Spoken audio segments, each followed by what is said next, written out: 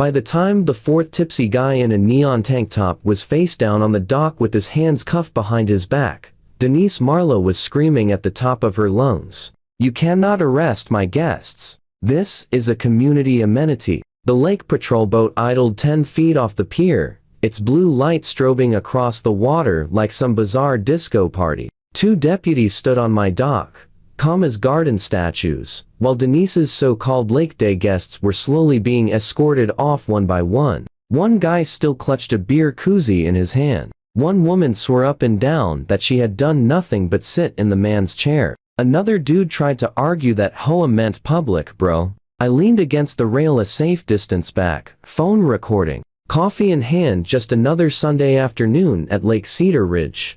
The lead deputy pointed to the sign bolted at eye level on the dock gate.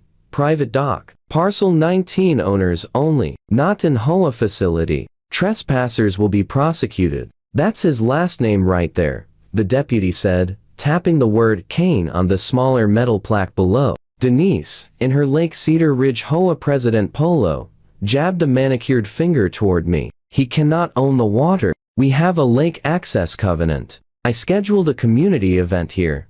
The deputy turned to me with an expression of practiced patience. Sir, just to confirm, did you invite any of these people onto your dock today? I took a sip of coffee. Absolutely not. I was sitting inside when I heard someone shout, "Welcome to the HOA dock."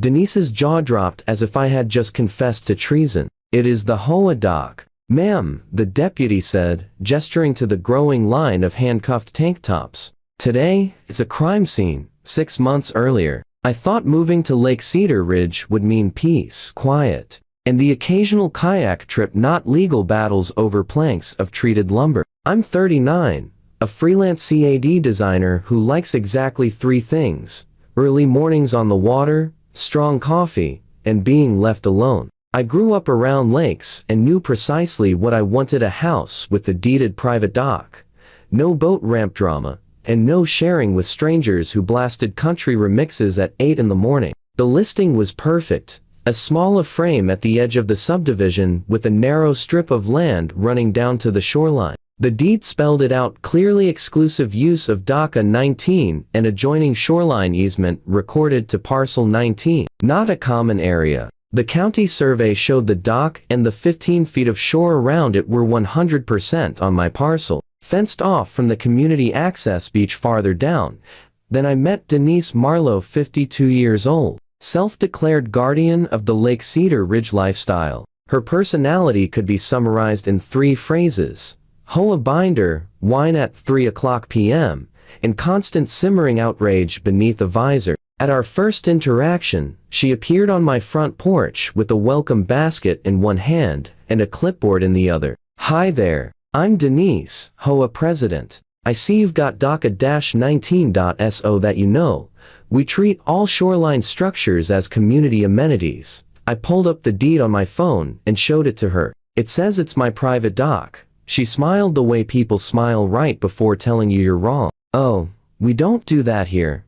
At first, it was subtle. One Saturday morning, I found a couple I had never seen before sitting in my dock chairs, a cooler between them. "We booked this with the HOA," the woman said. Confused. Denise said we could reserve the dock by the hour.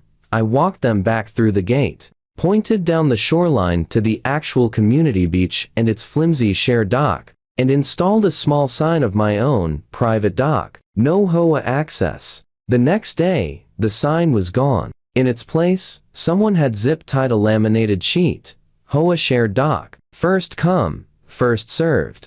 Lake Cedar Ridge Estates. I checked my cameras. There she was, Denise, at 6:11 a.m. in her visor, cutting off my sign and installing hers like she was claiming territory for the crown.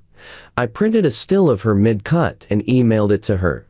"Do not remove signage from my property again. DOCA 19 is private, per deed and county records. This is Sonatus." Her response arrived within minutes: "The community's covenant to enjoy the lake supersedes misunderstanding of your own deed. The dock was built in harmony with the neighborhood and is therefore shared." I started a folder named Marlowe Nonsense Evidence.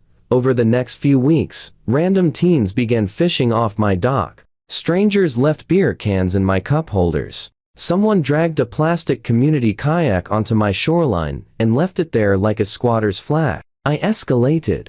I bolted on a proper aluminum sign with my lot number, added a lock to the gate, and installed an obvious camera facing the entrance. Denise escalated harder. At the next HOA meeting, she announced that they had regained access to what she called the South Community Dock and that homeowners could now enjoy expanded lake use. She sent out an HOA email blast with a photo of my dock cropped just short of my house. I replied to all with the uncropped photo showing my living room and my sign. "That's my private dock. Please remove this image and any reference to it from the community." Instead, Denise added a line to the next newsletter. "One homeowner has mistakenly objected to community lake usage. We are resolving it." Her resolution arrived in the form of a pastel flyer stuck to my mailbox one Friday. HOA Lake Day, Sunday 2/006:00 p.m. Location, South Dock. Hosted by HOA President Denise Marlowe. Music, drinks, floaties, guests welcome. At the bottom in small text, South Dock equals the one by the Kane property. My property. I could have stayed inside that Sunday, called the non-emergency line, and let things fizzle out slowly. Instead, I went full engineer. On Saturday morning I walked down to the dock with a printed copy of my deed, a blown-up map from the county GIS portal, a friend who worked as a survey tech, a brand new, ugly worded sign, and a discreet audio recorder in my pocket. We measured. We marked the pins. My friend confirmed the dock, shoreline, and path down from my house were entirely within parcel 19. By noon, a new sign was bolted to the dock gate. Private dock, parcel 19. This is not an HOA facility. Used by permission off-towner only. Trespassers best to arrest under County Code 14/08. I emailed the HOA board and CC'd the property manager and the subdivision's attorney. Attached are county maps confirming DACA 19 is on my parcel. Your president continues to advertise my property as an HOA amenity and has removed my signage twice. This is your formal notice that any non-invited use will be treated as criminal trespass. Sign. Elias Kane. The property manager replied within the hour. We have advised Miss Marlowe not to represent any privately owned docks as HOA amenities. We'll address this internally. 20 minutes later, Denise replied, all anyway. We will not let one selfish owner privatize our lake. Lake access is a communal right. That was mistake number 1. Mistake number 2 happened the morning of HOA Lake Day, when she cut off my lock with bolt cutters, zip-tied a balloon arch to my dock railing, set up a Bluetooth speaker, and duct-taped a handwritten sign. HOA Lake Party. Come on down. All of it captured in glorious 1080p resolution from my camera. I called the non-emergency police line and asked a calm question. At what point does this move from annoying neighbor to organized trespassing on posted private property? The dispatcher's answer was immediate. If you've posted signs, given written notice, and have video of them cutting your lock, that's trespassing. If alcohol is involved on a dock, Lake Patrol will want to know too. I sent one last email to Denise. Cancel your event at my dock by 1:00 p.m. or I will have law enforcement remove you and your guests for trespassing. This is your last notice. At 1:03 p.m. Got a reply. Stop threatening me. You'll be hearing from the architectural committee. I stared at that line, glanced at the time, and opened my Marlowe nonsense evidence folder. Then I dialed the sheriff. HOA Lake Day kicked off at 2:00 p.m. like a bad commercial. Denise marched down the path with coolers, portable speakers, a string of dollar store bunting, and a swarm of neighbors and guests in swimwear. She announced loudly, "Welcome to the South HOA Dock," so everyone could hear. I stayed inside, blinds tilted. I watched people clamber over my private dock sign as if it were decorative, anchor their floats to my pilings, and line up their drinks on my railing. At 2:17 p.m., the first coyotes of justice appeared, a sheriff's SUV at the top of the hill, and a county lake patrol boat easing across the water. Lights dark for the moment. I waited until the dock looked full 8, maybe 10 people, some with open beers. One guy flicked a cigarette butt into the lake. Then the blue lights came on. Lake Patrol hit the air horn once. The sheriff's deputy started down the path. Another deputy followed, body cam blinking. Afternoon, the lead deputy called out, stepping onto the deck just inside the gate. Whose property is this? Denise stepped forward, HOA polo practically glowing. This is the Lake Cedar Ridge HOA dock. I'm the HOA president. The deputy nodded once, then pointed at the metal sign. Because this sign says it's the private dock of Parcel 19, and the owner of Parcel 19 called to report trespassing. One of the guests shifted uneasily. Dude, Denise, you said this was all cleared. She waved a hand dismissively. The HOA's rights supersede the individual. That was when I stepped out onto my back deck. Phone up. Zoomed in. The deputy saw me and raised a hand. Mr. Kane, just confirming you did not permit for any of these individuals to be on your dock. Nope, I called back. Nor for anyone to cut my lock, remove my signs, or use my furniture. The deputy looked at Denise. Did you cut a lock off this gate today? She hesitated just long enough for her credibility to die. I had to. He cannot restrict lake access. That's against the spirit of the community. Ma'am, the deputy said evenly. That's not a legal thing. He turned and addressed the group. Everyone, you're on posted private property without permission. At this point, you're trespassing. I'm going to ask once. Gather your belongings and step off the dock to the top of the path. We'll sort out who knew what on solid ground. Most of them moved. 3 didn't. Beer guy muttered about police overreach and took another swig. Tank top bro asked if the deputy had anything better to do, and Denise planted herself dead center in front of the gate. You cannot kick us out, she yelled. We have an implied easement. The HOA owns the shoreline access. He's trying to steal the lake.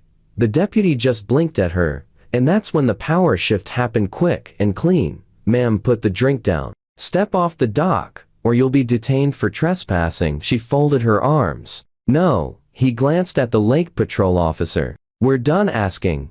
Click. Cuffs. Gasps. What I had not expected was the domino effect. Once Denise refused to move, her more belligerent guests decided to make it a group performance. Beer guy tried to shoulder past the deputy, saying, you don't get to tell me. Tank top bro started filming, yelling, I know my rights, while tripping over a dock line. They ended up with beer guy cuffed for trespass and open container on a posted private dock. Tank top bro cuffed after he ignored 3 direct orders to step back and nearly fell into the water, and Denise cuffed for trespass, obstruction, and criminal mischief for cutting the lock. The rest of the guests were herded up the path, and handed polite but firm trespass warnings. A few apologized to me on their way out. She told us this was community, one woman said, shivering in her cover-up. We wouldn't have come if we knew. I just nodded. Next time, read the sign. Denise, now standing on the path in cuffs, was absolutely losing it. You're all going to feel stupid when the HOA's lawyer calls. She shrieked at the deputies. This is an amenity. We voted on it. Ma'am, the second deputy replied, not bothering to hide the weariness. You cannot vote someone else's property into being yours. That's not how any of this works.